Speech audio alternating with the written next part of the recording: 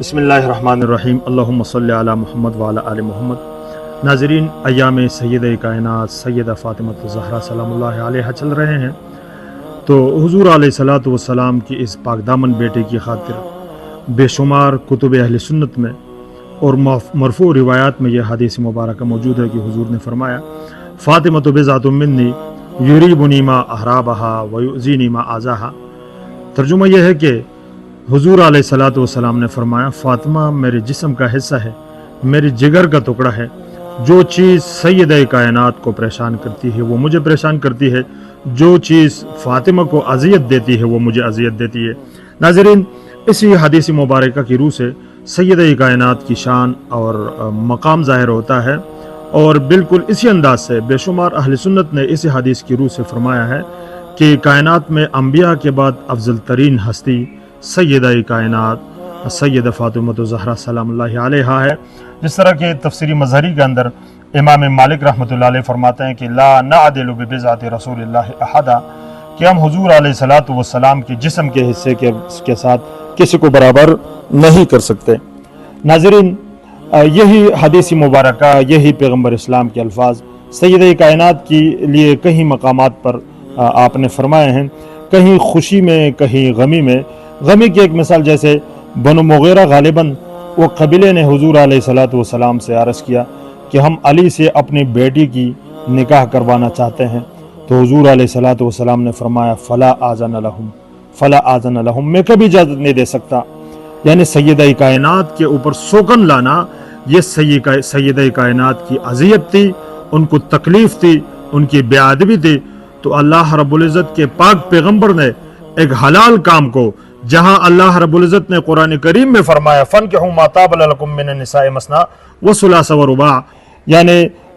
ایک شادی ایک انسان 2 3 4 تک کر سکتے ہیں، لیکن سیدہ کائنات کی عظمت اور ادب اور اذیت کی خاطر حضور نے اس کام کو منع کر دیا۔ ناظرین، یہ تو غمی کی بات تھی۔ خوشی میں بھی حضور علیہ السلام نے سیدہ کائنات کے لیے یہ الفاظ فرمائے ہیں،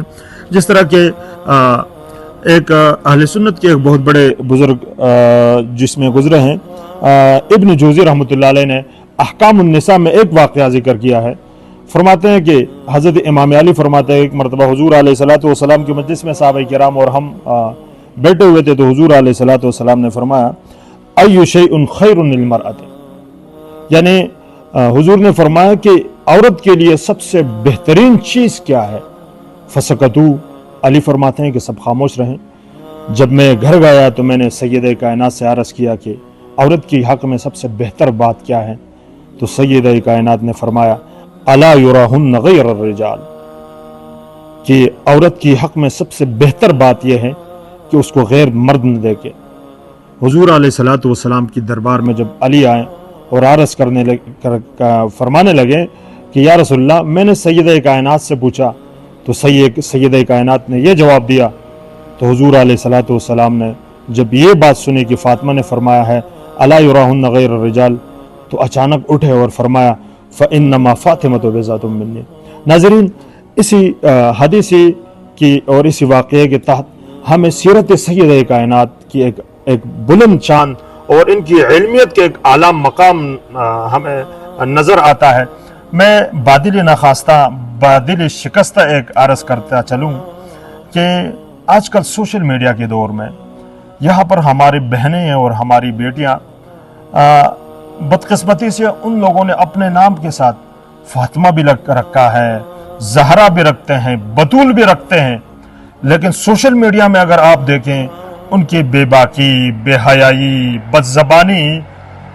خدا کے واسطے ایسا نہ ہو کہ تمہاری یہ بد کلامی، یہ تمہاری یہ حرکتیں، تمہاری یہ بے حجابی سیدہ کائنات کی سیرت کی دامن کو تو داغدار نہیں کرتی، اس لیے کہ ایک طرف سے آپ دعویٰ کرتے ہیں کہ ہم سیدہ کائنات کی سیرت پر چلنے والی ہیں، اور دوسری طرف اور ہاں بعض لوگوں نے تو نام میں سیدہ تک لکھا ہے کہ سیدہ فلانا بطول، سیدہ فلانا زہرا۔ خدا کے بندو، سید تو ایسے نہیں ہوتے ہیں کہ ہر ایر غیر کے آنکھ کی زینت بنے۔ یاد رکھو، عظمت کے لیے، عزت کے لیے جس نے اپنے نام کے ساتھ سید لگایا اور سادات کو بدنام کرتے ہیں، یا سیدہ کائنات کی سیرت کا جو پہلو ہے کہ پردہ، کہ جس طرح میں نے عرض کیا کہ سیدہ کائنات نے فرمایا کہ عورت کی حق میں سب سے بہتر بات یہ ہے کہ غیر مرد اس کو نہ دیکھیں، اس کی آواز تک نہ سنیں۔ اس لیے میں عرض کرتا ہوں کہ خدا کے واسطے ان ناموں کا لحاظ رکھے اور پھر اہل بیت سے جو محبت کا حکم ہے، جو حق ہے، وہ ادا کریں اور ان کی عظمت بیان کریں۔ اور والدین سے ایک مختصر سے ایک درخواست کروں گا کہ اپنے گھروں میں اپنے بچوں کو، اپنے بچیوں کو سیرت سیدہ پڑھائیں۔ وہ کبھی بھی بے احترامی، کبھی بھی بے باکی، کبھی بھی بے حجابی کر ہی نہیں سکتے۔ تو ساری بد کرداریاں یا کمیاں بیشیاں یہ سیدہ کائنات کی سیرت کا نہ ہونا۔ اس لیے شاعر کہتے ہیں کہ تیری کملی سے محبت ہے مسلمانوں کو، تیری کملی سے محبت ہے مسلمانوں کو، دشمنی ان سے ہے جو زیر کسا رہتے ہیں، تیری نالین کے ایک نقش پہ مرنے والے تیری دستار کے وارث سے خفا رہتے ہیں۔ والسلام۔